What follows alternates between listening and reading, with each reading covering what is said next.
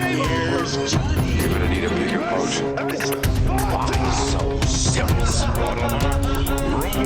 I am Iron Man. This is a tasty burger. Welcome to the In Session Film Podcast. Hello, and welcome to the In Session Film Podcast and this podcast review for September 13th, 2025. I'm Megan Kearns, and I'm here with Lane Mills. Hi, Lane. Hey, Megan. And Brendan and JD couldn't make it, so Lane and I are filling in. And today we're going to be talking about The Conjuring, Last Rites, the finale in the saga of Lorraine and Ed Warren in the Conjuring universe.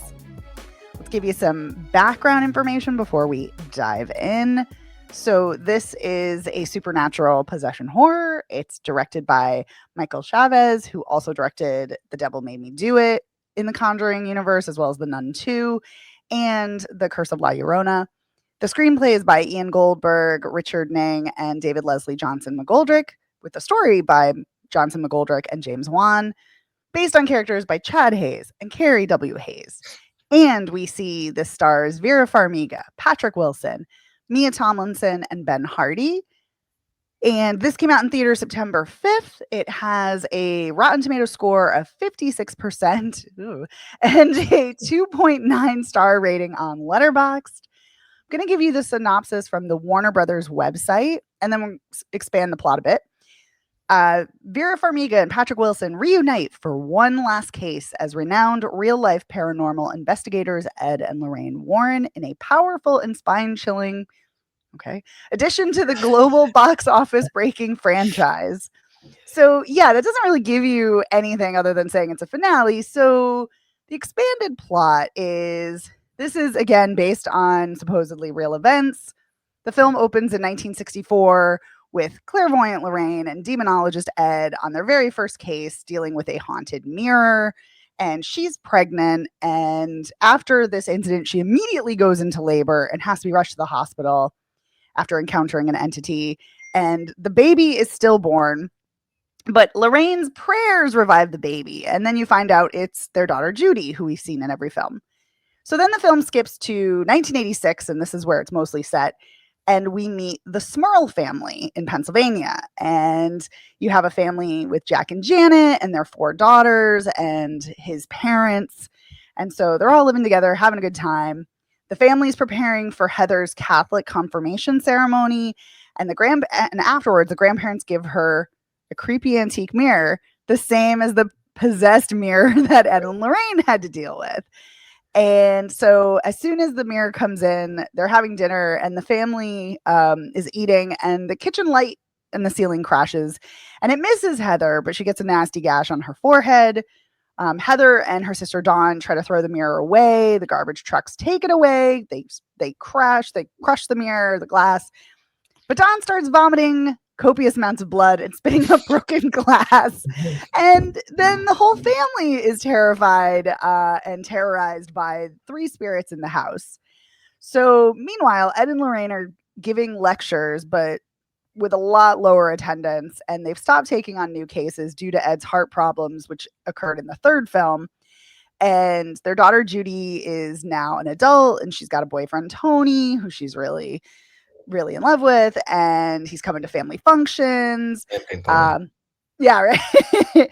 And she's starting to have vision. Well, I say starting. She's not really starting because she's been having them since she was a child, and Lorraine had taught her how to block them out, but she's getting them more regularly now, and they're more disturbing to her. So back to the Smurls, they've reached out to the press hoping to get help for their haunted house. And Father Colton from the other Conjuring films, he visits them so he can intercede and try to help them. And he brings the case to the Warrens, and they decline because they're like, no. And Lorraine's like, no, his heart. But they eventually do get involved when Judy decides to take it upon herself to go to Pennsylvania to help them. And then shenanigans of the demonic spirit ensue. Exactly. All right. So now that we have all the information, all the background, and this is the 4th film in the Conjuring universe with the Warrens, not to mention the 3 Annabelle films and the 2 Nun films. It's a lot. Okay, Lane, what did you think of Last Rites? Well, look, I love the first 3. I'm a notorious defender of 3. I'm a big fan of Oh, Michael. I know, right? I'm a big fan of Michael Chavez. I even like what he did with the Nun too. I think this is terrible.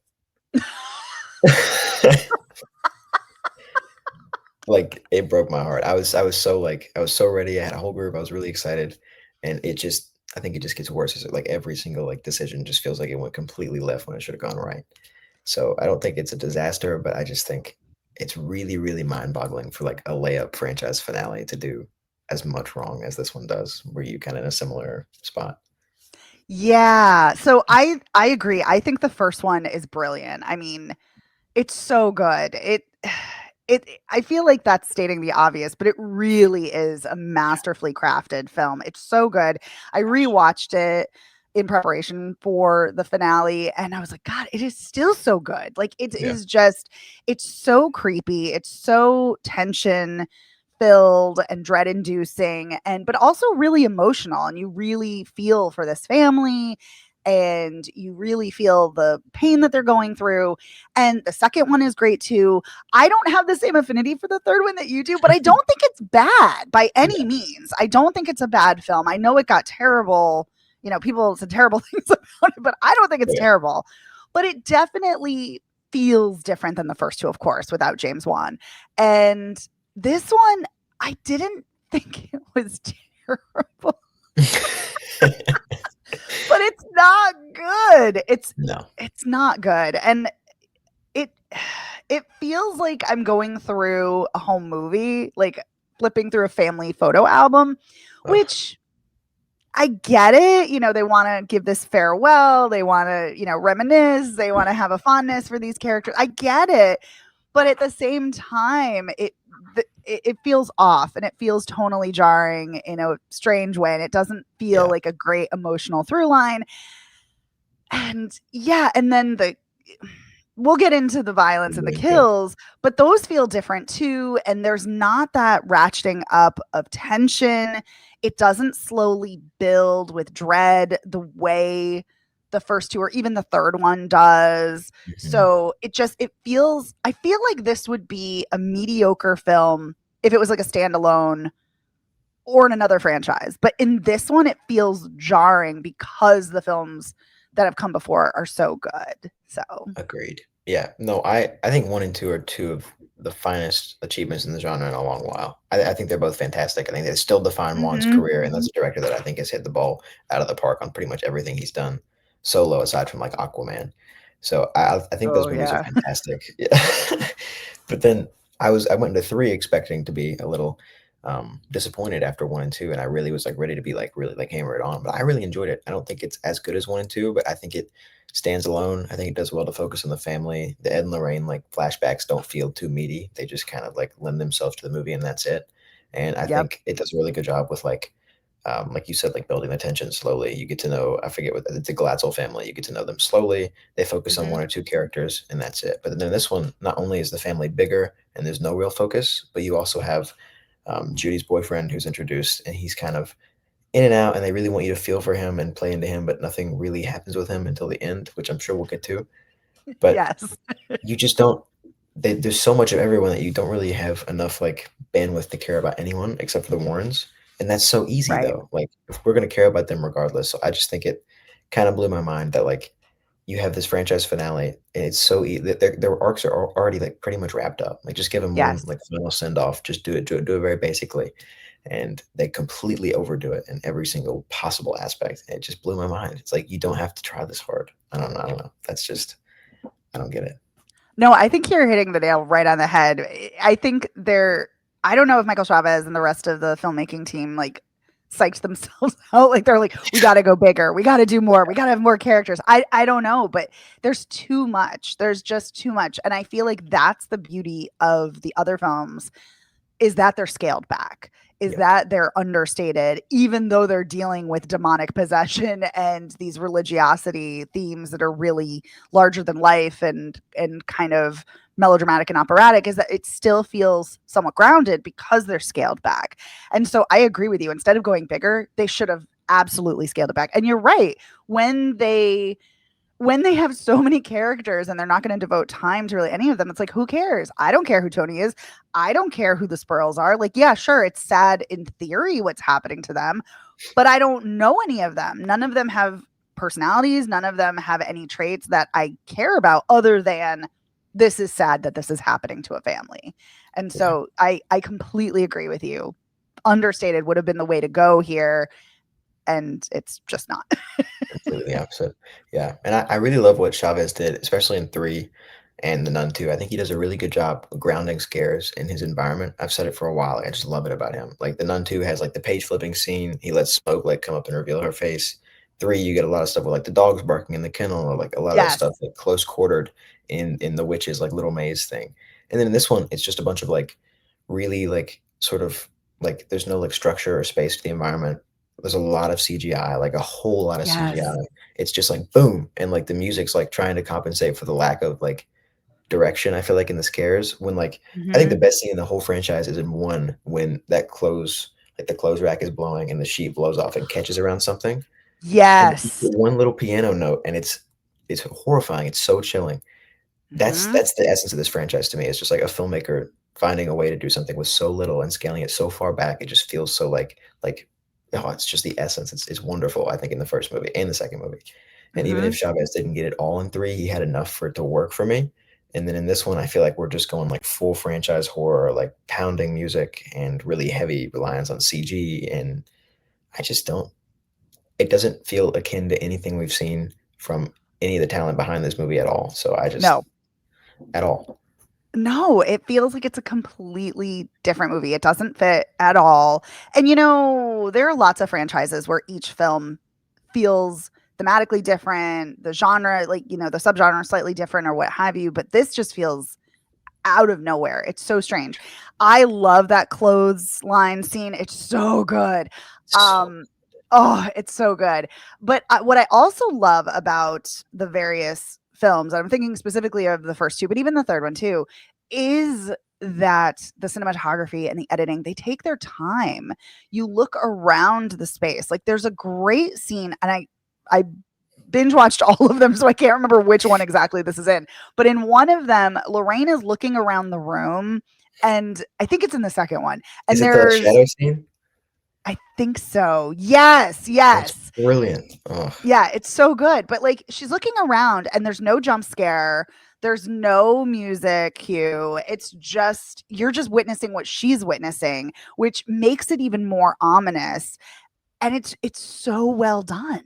And yes. here I kept craving those kinds of moments, and it felt like it was just going for over the top. Like, we have a hatchet wielding spirit, and we have hangings, and we have vomiting blood and broken glass, which I do love that scene, but not here. It feels really out of place here. And we have these over the top moments, and it's like, but no, no, no, scale back. That's what's scarier and better and more tense. Yeah, and nothing comes off as, like, memorable. There's a lot of, like, cool Right. concepts, like, I think conceptually, like, the blood flooding the basement is cool. Annabelle Yes. standing up and walking is cool. Like, these Yes. are good ideas, and I could see them being in a room and being like, "Oh, we've got something here." But there's something that's been lost in translation where it's like, maybe it'd be a little harder to do this stuff if you really have to pattern it out and, like, do the makeup. Like, Bathsheba from Conjuring 1 is all makeup, and she Yes. looks similar to, like, the goons in this movie. It's just in this movie, there's no, like, dynamism. You can't really move them around because the special effects aren't that refined. So they just feel like they're not there, and the camera's cutting a ton.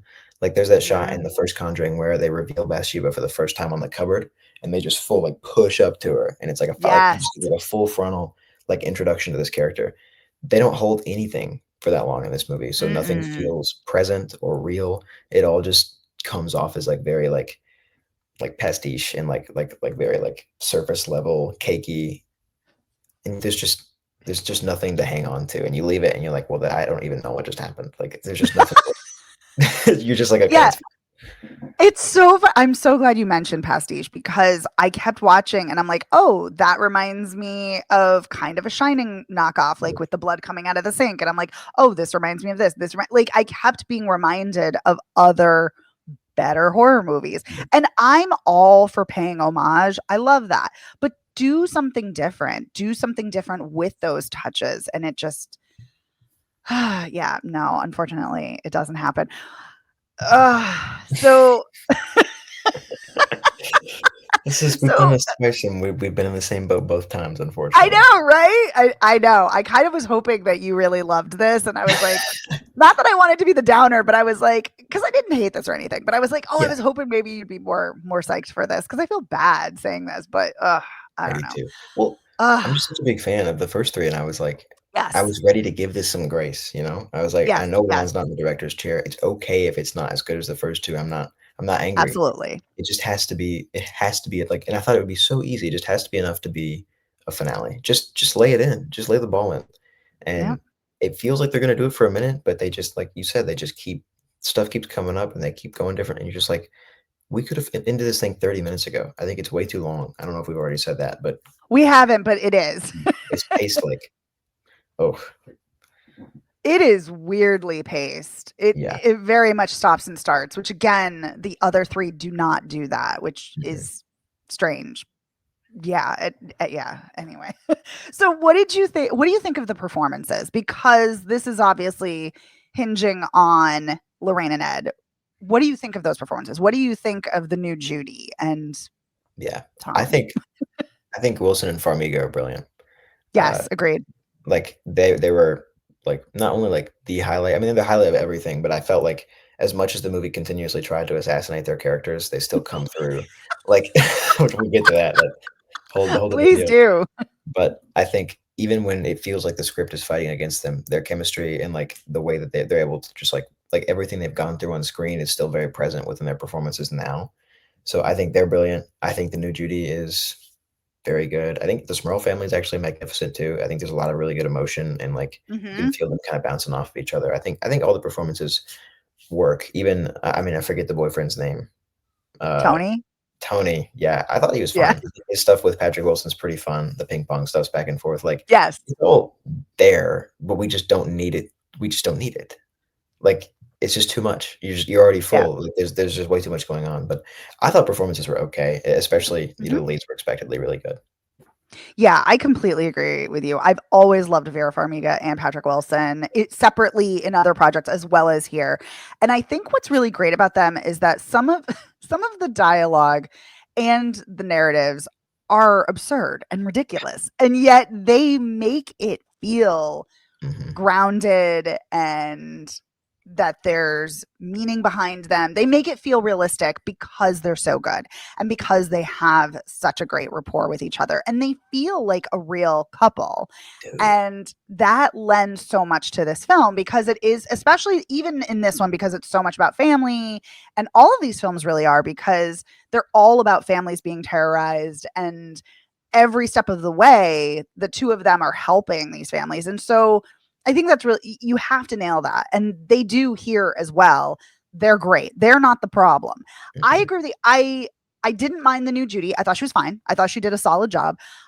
I thought the guy who played Tony, Ben Hardy, he's good. He was in the movie, this year's movie Unicorns. He's excellent in that. He's so good in it. And so he's good here too.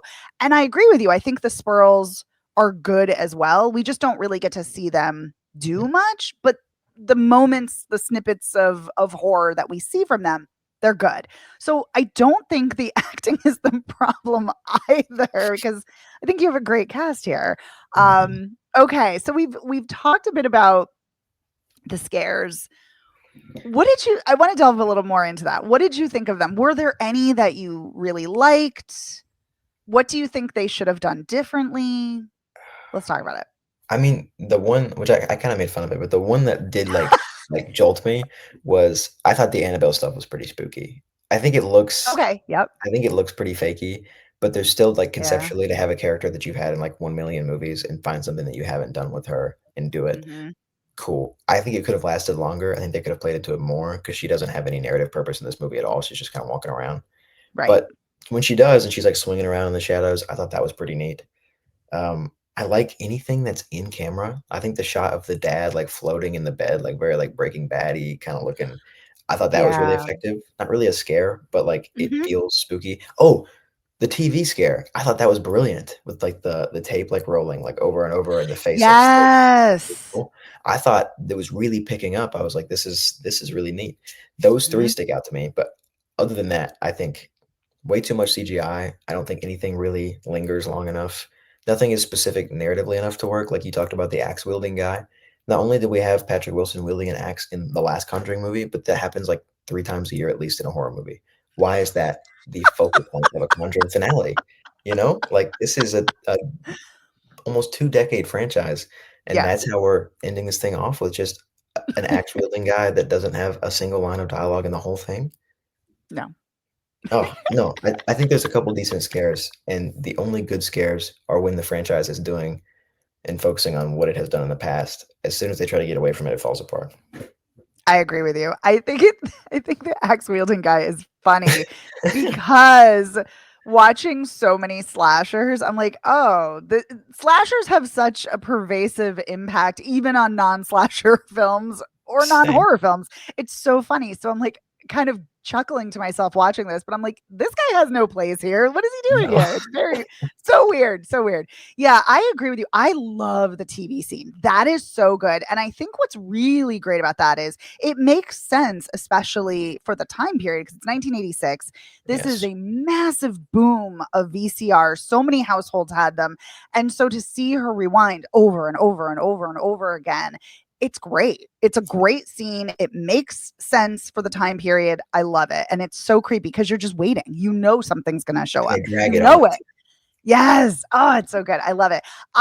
This is absurd and it does not belong in this movie, but I do kind of love the glass vomiting blood scene. It's Yeah, absurd. It's it's ridiculous. crazy.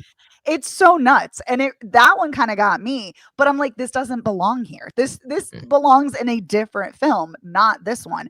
Or it needed to be shot differently. But it's so over the top and ridiculous, but I did love it. But I agree with you. I think the best scene is the rewinding of the tape. The Annabelle stuff, I agree as well. It could have been great. It should have been great. But again, all I kept thinking was, oh, this kind of reminds me of the climax of Barbarian in a weird way. And I'm like, mhm. interesting. So again, it could have been good. And it does make sense kind of from a thematic standpoint because Judy was terrorized right in the first one from Annabelle. And so Right. it makes sense coming back, coming full circle. But again, they don't do enough with it and they should have done more with it. And yeah. And oh Yeah. my God. I feel like I lament this all the time, but why are we cutting away so quickly? Why? Hold the shot. Hold the Yeah. shot.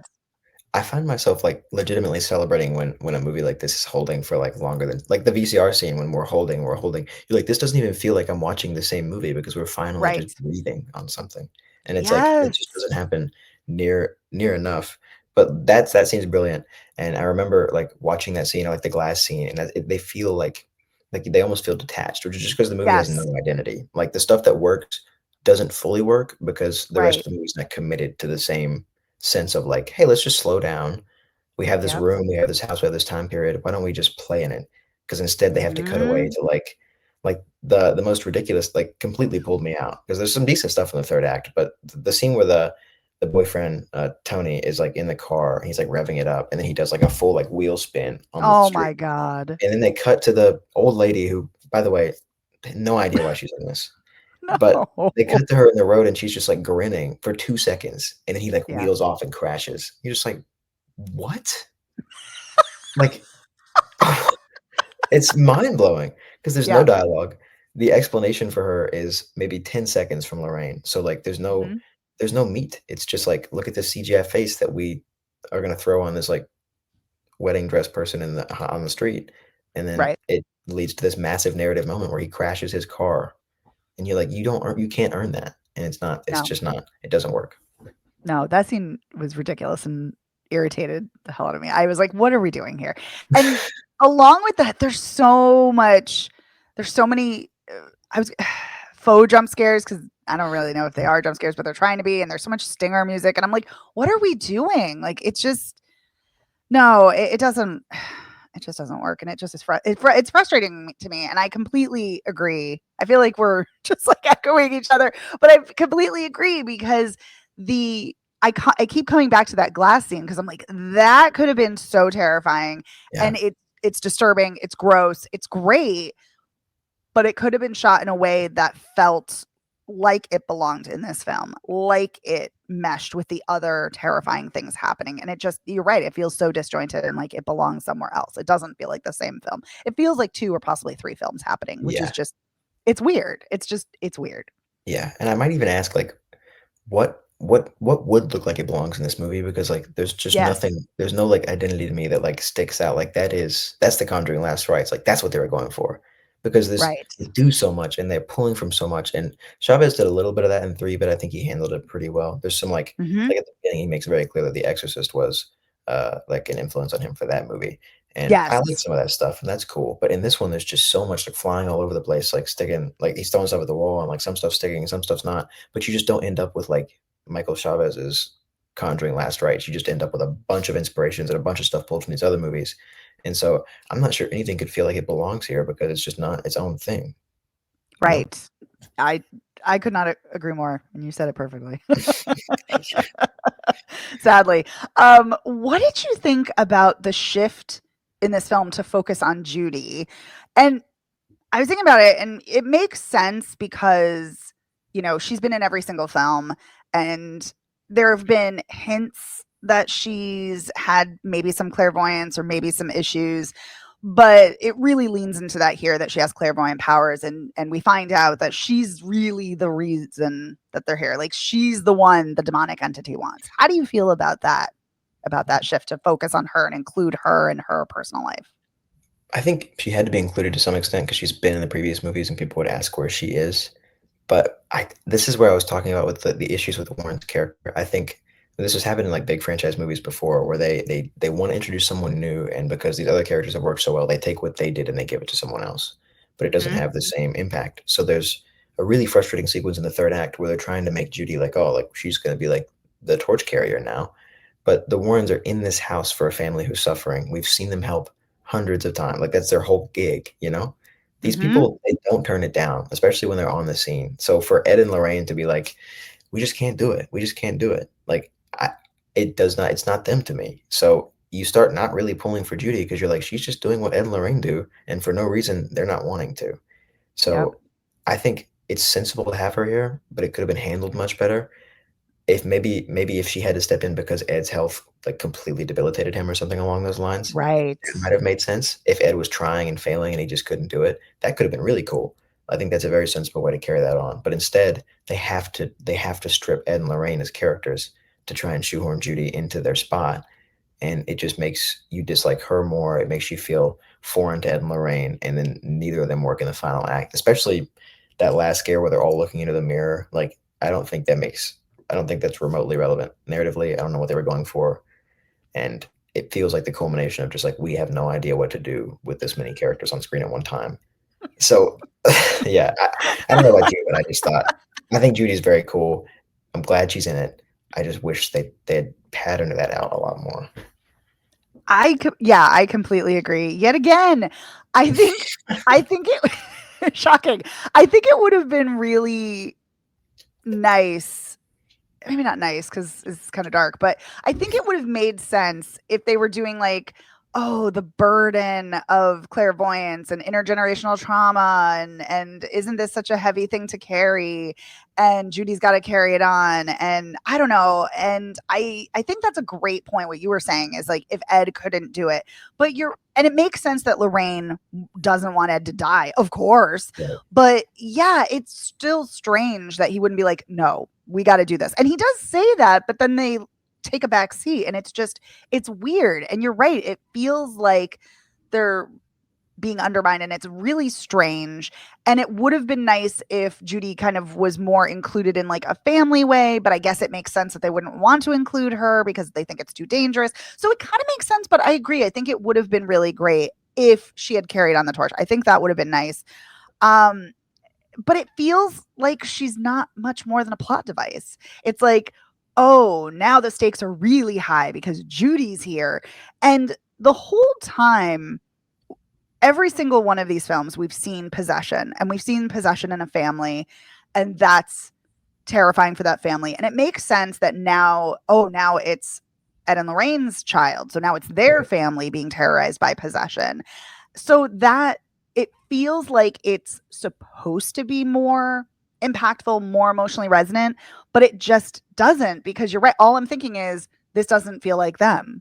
This doesn't feel right. This doesn't feel like, oh, we're now turning this over to Judy and now she's going to take over. It feels like we're sidelining them for Judy, but yet Judy's a plot device. It just didn't work. It didn't feel emotionally potent the way it should feel. Mhm. The And I the wish way it oh, yes, please continue. Oh, yeah, I just wish the movie would, like I think 3 did a good job setting up Ed's health stuff too. The Yes, benefit agreed. of having a franchise like this is that you can pull from the past stuff and use Yes. it. So, like, the consequence in 3 was, like, he almost died.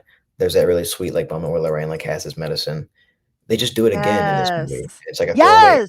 He's just like, you have got if you're gonna try and I mean, this happens all the time in these big movies, but if you're going to try and pull on your audience's heartstrings with a character in, like, mortal danger, you have got to commit to it to some extent, or you're gonna cheat them. So, they have Ed, like they want to build it up more and more and more, and this is a case where you're just trying to get too much because 'cause you've already got Tony, like, his legs being ripped up, Ed's having a Yes. heart attack, Judy's possessed, like, you're doing all this, but, like, Tony's fine, his le like, the la like, it's not like he's, like, having his head cut off, it's just his ankle, he's gonna be okay. He'll be Ed fine. Right, Ed takes his medicine, and then they just crack the mirror and you're done. It's like you just cheat your audience.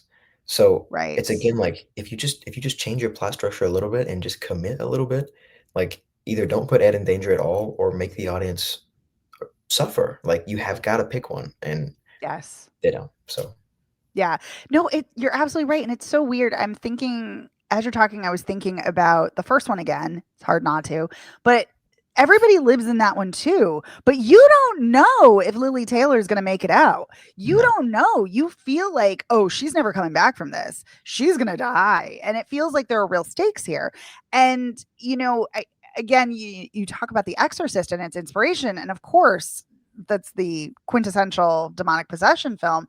But again, I feel like if I was describing that movie to someone who'd never seen it, never read about it or anything, and I'm like, well, it's two priests who are, repeatedly praying over a child who's possessed. That doesn't sound very intense, doesn't sound like there are high stakes, but of course there are. And I felt kind of similarly here, but on the opposite. I was like, there should be high stakes. It should feel dangerous. And it's just not. It's like, oh, okay, everybody's going to be fine. Everything's going to be okay. And then it's just like, oh, poof, it's over. And I'm like, wait, what? What? What are we doing? And then we go to a wedding and there's, like Oh, God. y how? Like, we just got attacked by a haunted mirror 10 minutes ago, and now I'm Yeah. standing next to James Wan in the aisle, and it's like, you just can't have both. You just can't have both. I'm very glad James Wan is there, but, like, Yeah, that was nice touch. you can't have both. Like, tonally, you can't have both, and you narratively, you can't have both because nobody cares about Tony. Judy's not built up enough, and, like, if you wanna commit, like, really commit, because I know they're, like, adapting the cases and whatnot, but if you Right. really wanna do a big finale, do it in the Warrens' house. Have that artifact room start going crazy, have Judy be possessed there, do your whole movie there. Yes. Just do it there. Do a haunted house Conjuring 4 where the Warrens have to turn their abilities on their own child. Like, do that. Yes. And then Tony Oh, matters more. The father's in it. You can still have him. That's insane. And, like, can you imagine the advertising taglines? That's gold. oh my God. Whoever Yeah. produces these things, if you are listening, it's okay. You can do it again. You can make it right. I know, right? You can I rectify mean, this. That it's funny that you say that because that's where I thought we were building to. I thought I was like, we have seen this occult museum every single time. Every single time Ed is like, don't touch anything. Everything in here is possessed or has been used in a ceremony. Don't touch anything. I kept waiting. I'm like, oh, all of this is going to come alive. All of this is going to just somehow unite and it's going to terrorize everyone. But that never happens. And I felt like, and maybe that's the obvious thing to do, but at the same time, I felt like that makes sense. And you also nailed something right with talking about it like a haunted house, because I think that's one of the big problems is that these films work so great because they feel like haunted house films. Like in this, like they're technically agree. different, but they feel like that. They use the space so well. And you had said earlier about playing with the space. And I really wish that's something that this one had done too. And it just, again, missed opportunity. It just doesn't. And that wedding, okay. So I love a horror film that is emotional. I love a horror film that's dealing with issues of love or that makes me cry. I love a horror film that makes me cry. That's great. That's great. Love that. But this just felt so weird. I'm like, Mhm. it just felt like emotional whiplash. I'm like, what are we doing? We're now going to a wedding. Like, no shade to Twilight, but I was like, this feels like Twilight. It Like now we're does. building to a wedding. What are we What doing? are we doing? And it's a wedding of 2 characters that we just met, like, effectively. Yes, we don't And that's care your about emotional them climax? yet. Like, if you wanna talk about even within your franchise, one of my favorite thing about The Conjuring 2 is the final scene where they dance to Elvis. Like, That's so sweet. it gets me, like, it really Yes. makes me, like, really misty-eyed, and it's because not only does it make sense for the characters and we care about them, but it's also built into the narrative with, like, Ed singing earlier and this family needing, like, a father figure, and Yes. it's perfect. It's so wonderful, and it's so emotional, and it makes so much sense. So you've already had that in your franchise. It's Mhm. not like this is new to your franchise. Right. You just have to send the Warrens off, like Return of the King style, just, like, send them out. Like, it's so easy, and instead you get that, like you said, like, Twilight, like, overload of characters. The Yes. cameos are fine, like, Juan being in it is cool, Lily Taylor being in it's cool, like, I like seeing the Mhm. faces, but Me then when too. you start thinking about it, it's almost like a Rise of Skywalker thing where you're like, "Why is she" like, it's been 10 years, where's her family? Did she just go like, "Hey, you guys stay home, I'm gonna fly out to those demonologist wedding." Like, I get wanting her to be there, but I just think it like the rest of it, it just feels so, like, throwing a bone to the audience and being done, and I just it just frustrated me. That's totally understandable. That didn't bother me at all. Because, and it's funny, I think I was filling in the narrative gaps. I'm like, oh, her family must have stayed back and maybe they couldn't afford plane tickets for everybody. So they're home, Mhm. like, but again, I don't know why I'm doing the hard work of like filling that in for them, but I am. But yeah, but it was nice. I think the thing I liked about it, and also because I think it's three that does it too, where they get a bouquet of flowers Yeah, from the parents, and it's like, oh, that's nice, and it kind of makes sense that they would stay in touch. So I'm yeah, like, that's a sweet touch that they have them at their daughter's wedding. I'm like, that's nice.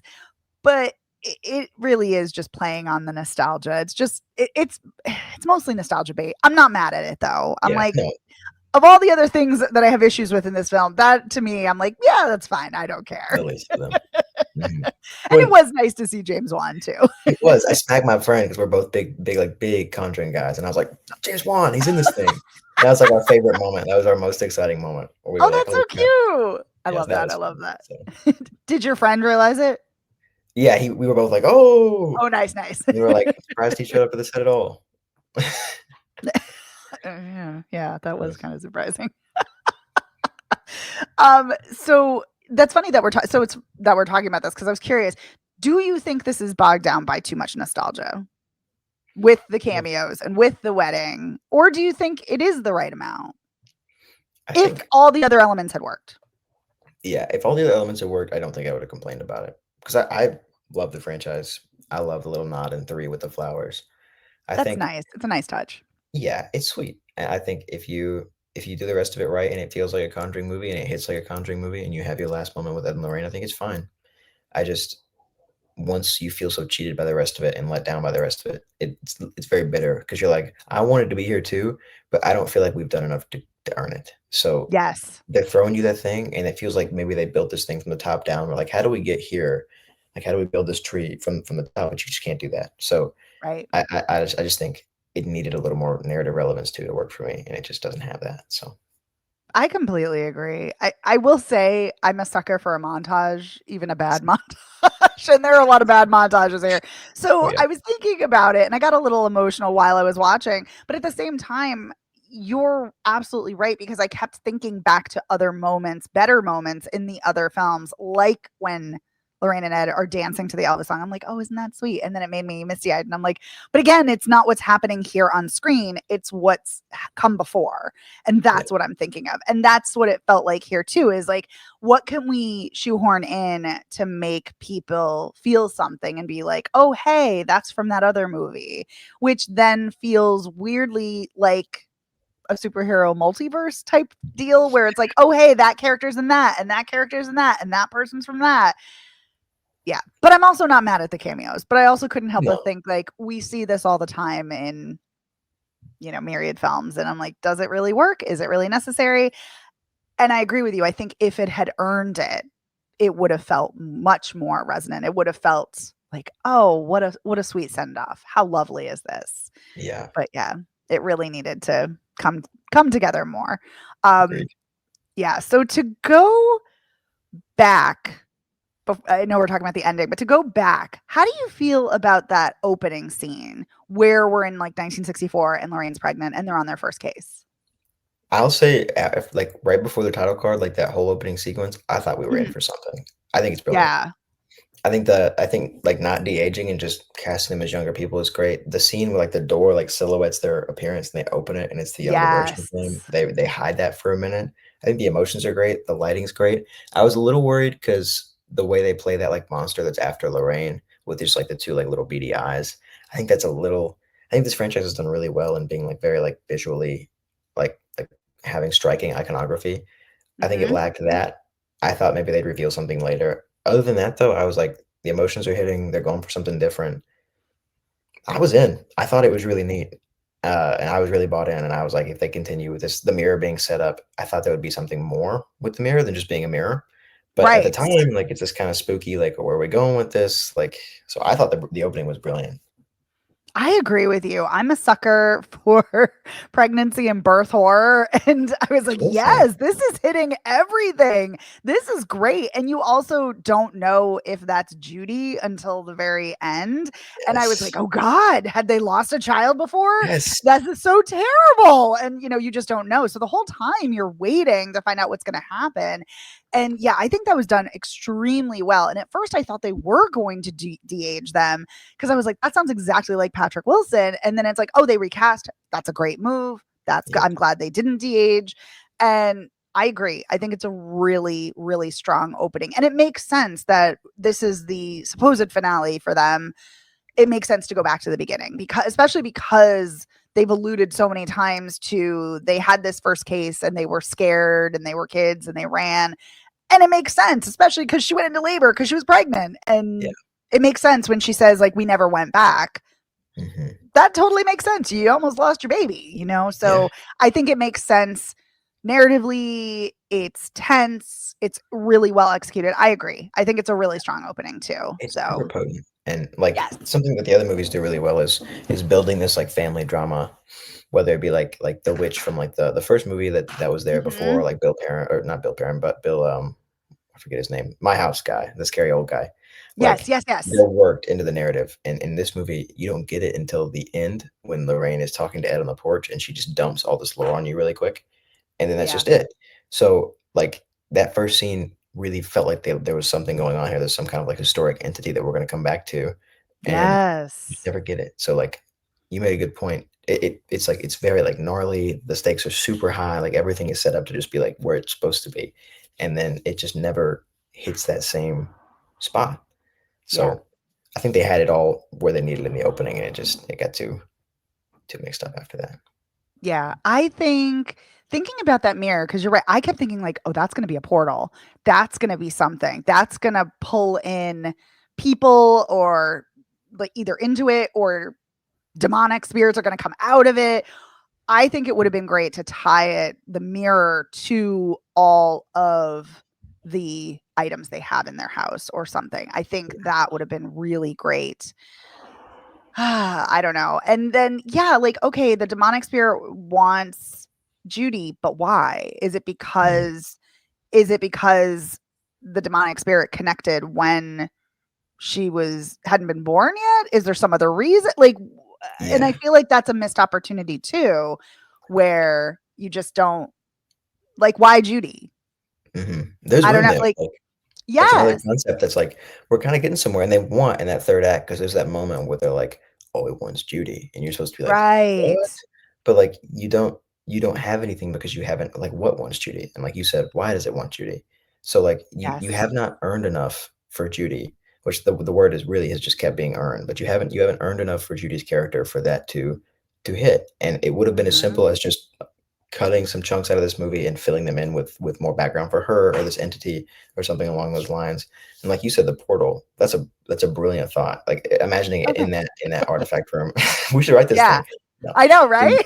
In the artifact room, like things crawling in, things crawling out, it reflecting items. Like there's a lot of interesting thought. Like maybe like I don't know, like Annabelle is here and she's reflected and doing something else in the reflection. Like there's a lot of Yes. just curiosity is like you can do Ah! cool things, but it just spins really fast and then, like, tears Tony's leg up and then just explodes, and you're like, "We're done." So, That made me so mad. I'm like, "I don't care about Tony's leg. He's gonna be fine. he's fine, and He's if he's totally not fine, fine." we can lose him. We Exactly. can we'll be fine. Exactly. He's cannon fodder, he'll be fine. But yeah, why is the mirror just spinning? It's it feels just like they ran out of steam, they ran out of ideas and like, "Oh, poof, it's over. It's done." That was And incomprehensible to me. That's when I knew that I was, like, I'd really landed negatively on it because I was just waiting on that Conjuring, like, last act punch, you know? yes, And yes. I was just like, if it wins me over here, it wins me over here, and then you get the zombified reflections of the 3 of them in the mirror, and then it just and then it's gone, and you're just Right. like, "There's nothing." Like, the Smurl family's haunting is completely disregarded, those entities, you learn nothing more about them, and we're just Yep. gone. Yep. Yeah, Who cares? who cares? I mean, like, yeah, okay, it's sad for the Smurls, but okay, who cares? It's Mhm. over. It just it's good to know that all of these demons can just be eradicated so quickly. And I think I don't normally buy into marketing hype or taglines or anything like that. I don't normally care. I know a lot of people do, and a lot of people will get mad if they watch a trailer and the film doesn't match. I don't watch trailers, so I don't really care. Yeah, However, when when your whole marketing campaign is revolving around this is the case that ended it all and broke the fan and the film opens that way too, where when you get the text on screen it's like this is the case that tore this family apart, mhm. but it didn't. It It didn't. didn't. It brought them closer together. What are we talking about? I didn't even think And about that. it didn't even tear them apart and then brought them closer. Like, no, it doesn't at all. And I'm like, No, what are we doing? and I they don't know. they do this thing in the first one where, like, Lorraine is, like, shocked by that vision of the guy with, like, the cross on his neck sorta deal, and, like, she never got Mhm. over that. I thought maybe we'd Yes. go back to that a little bit and see what the Nun movies have been building to that a little bit. They've been kinda playing in that ballpark. So I thought maybe, like, the horror in that scene and the way that Vera Farmiga she's brilliant, the way that she delivers So that good. that So little good. tape, like, I wanna get back there. Whatever was going on in her head there, that looks like it could have torn that family apart, and maybe it did. So, maybe it would be as simple as going back to something like that, which again, things in your franchise that you can pull from, don't be afraid to do that. But everything in this movie is set up in this movie, and then everything is immediately resolved too. So it's just yeah, Right. Right. And there are plenty of films where things are resolved within the runtime, and that's yeah, fine and that's great, but it feels earned. And this just I don't feel like I went on a journey with any of these characters, and that's really strange because we've spent so much time with them. It's really really weird. agreed. So this okay, so this had a record-breaking opening. This was the highest grossing opening day for a horror film, and there's a TV series coming to HBO. What would you like to see from this franchise? Or should it end? Should this be the end? Credits. I wanna see credits. We're doomed.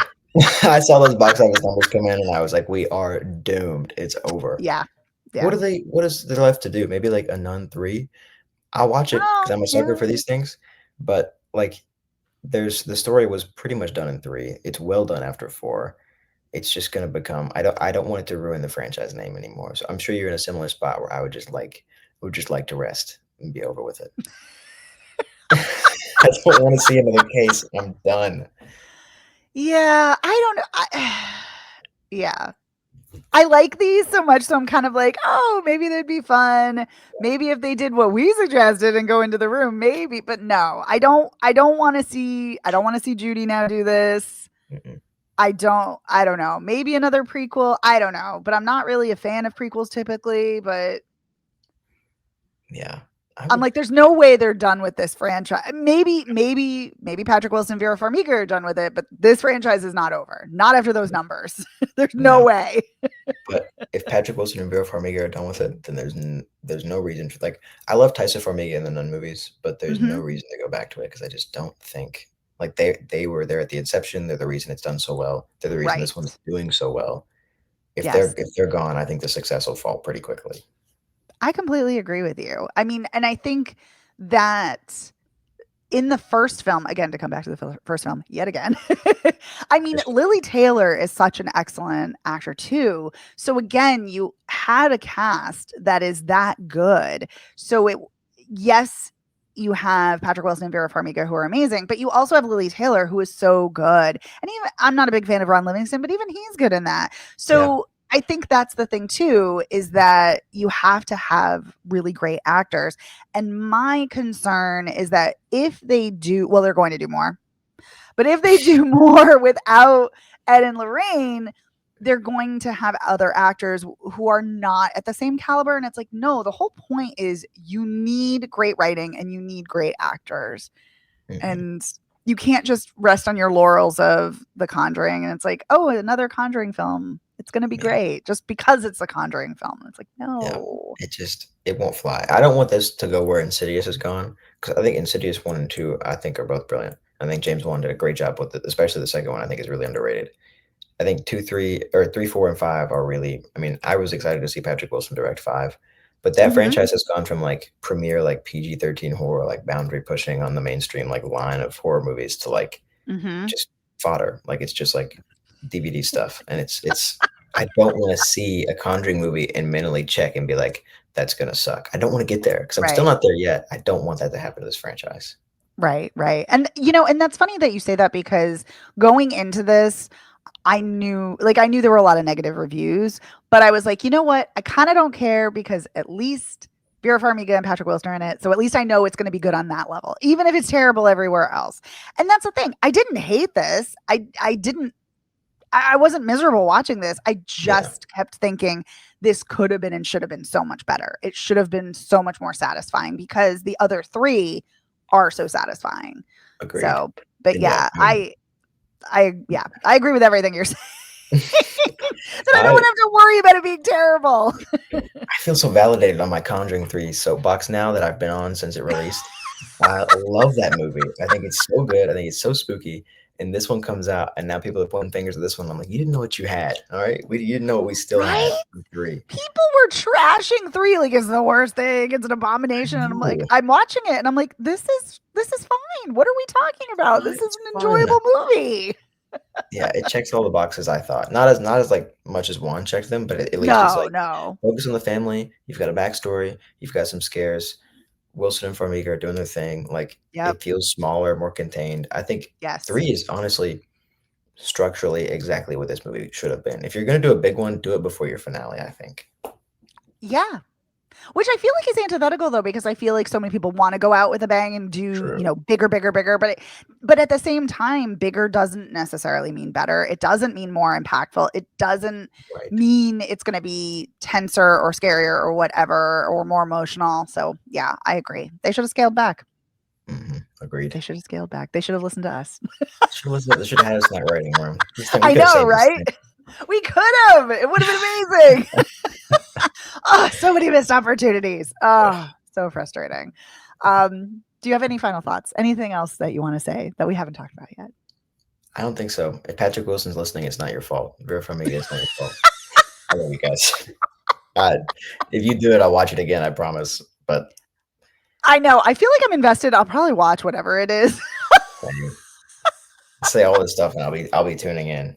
I know, like, oh, it's terrible, but I'm gonna be watching. But yeah, Yeah, no, they're great. And but I really and I know he's busy doing other things and there were issues, but I really wish we could have had James Wan again. And I know you love Michael Chavez, but I do. I don't know. I don't know, maybe even co-directing something. I don't know. I feel like It would have been so neat for him to come back to this because it feels like this gave him a yes. big kick too career-wise. Can you imagine, like, Yeah. James Wan returns for Conjuring finale and just delivers, like, something very much in the vein of 1? Right? I know he's doing, Ah, like, Creature of the Black Lagoon right now, which I'm very excited yeah. for. Oh my God, It would have yes. been really neat if he just pit stopped and delivered something with this one. That would have been amazing. I feel like people would have lost their minds. It would have been so good. I mean, Ugh, oh, he's so good. He's such a great yes, filmmaker. gosh. James, if you're listening, it's not your fault. Sorry. I'm just gonna let it out there. It's not your fault either. Yeah. It's not your fault.